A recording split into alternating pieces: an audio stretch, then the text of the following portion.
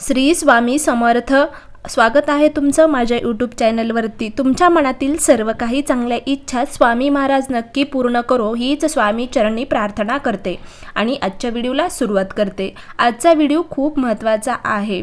गुरुर ब्रह्मा गुरुर विष्णू गुरुर्देव महेश्वरा गुरु साक्षात परब्रह्म तस्मै श्री गुरुवे नमः। आजच्या दिवसाची सुरुवात स्वामी महाराजांच्या म्हणजेच आपल्या गुरूंच्या नामस्मरणाने करूया। श्री स्वामी समर्थ। चला तर मग व्हिडिओला सुरुवात करूया।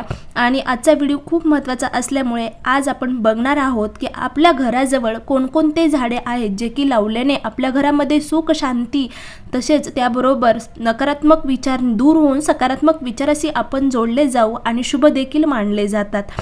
तर सर्वात प्रथम आपल्याला शुभ असणारी आपल्या घराजवळ लावली जाते ती तुळस। तुळस ही अतिशय पवित्र मानली जाते। आपल्या हिंदू धर्मामध्ये तुळस मातेला विशेष असं महत्त्व देखील आहे। ती जर आपण आपल्या दारामध्ये लावली, घरामध्ये लावली, अंगणामध्ये लावली तर घरामध्ये आपल्या सकारात्मक विचार जोडले जातात।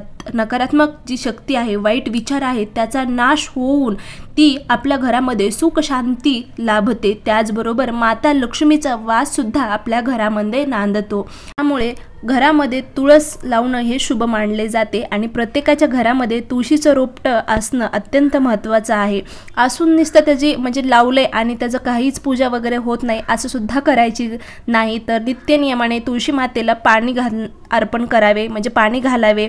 संध्याकाळच्या वेळेमध्ये दिवे लावणीच्या वेळेमध्ये तुळशीला दिवा लावणं अत्यंत महत्त्वाचं आहे। त्याचबरोबर सर्वात महत्त्वाचं म्हणजे जर आपण दर गुरुवारी तुळस मातेला म्हणजे आपल्या तुळशीला थोडीशी चिमूटभर हळद आणि कच्चं दूध जर अर्पण केलं तर आपली जी आर्थिक परिस्थिती आहे ती सुधारण्यास सुद्धा मदत होत असते। म्हणून तुळस मातेला खूप असं विशेष महत्त्व देखील आहे। तर त्यानंतर दुसरं झाड कोणतं आहे तर केळीचं झाड। केळीचं झाड सुद्धा खूप शुभ मानलं जातं आणि केळीचं झाड हे आपल्या घराच्या उत्तर दिशेला लावणं हे अत्यंत शुभ मानलं जातं।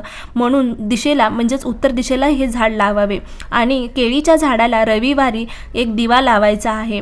हे जर दिवा लावला तर आपल्या घरामध्ये सुख शांती नांदत राहते।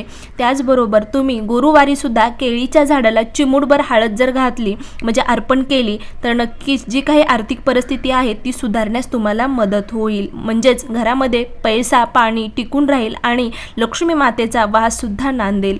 त्यानंतर तिसरी गोष्ट आहे मनी प्लांट। मनी प्लांट सुद्धा आपल्या घराच्या उत्तर दिशेला आवर्जून लावा, कारण मनी प्लांट हे लकी ड्रॉ म्हणजेच गुड लक आहे आपल्या सर्वांसाठी। जर आपल्या घरामध्ये मनी प्लांट असेल तर भरपूर सारा पैसा येतो असं मानलं जातं। त्यासाठी मनी प्लांट सुद्धा हे झाड तुम्ही लावा। पण मनी प्लांटचं जे झाड आहे त्याची फांदी जी आहे ती खाली अशी लटकलेल्या स्थितीमध्ये असू नये असं शास्त्रामध्ये सुद्धा सांगितलेलं आहे। त्यानंतर चौथं जे झाड आहे ते म्हणजे बांबूचं झाड। बांबूचं झाड सुद्धा आपल्या घराच्या उत्तर दिशेला नक्की लावा। खूप शुभ मानलं जातं हे बांबूचं झाड सुद्धा।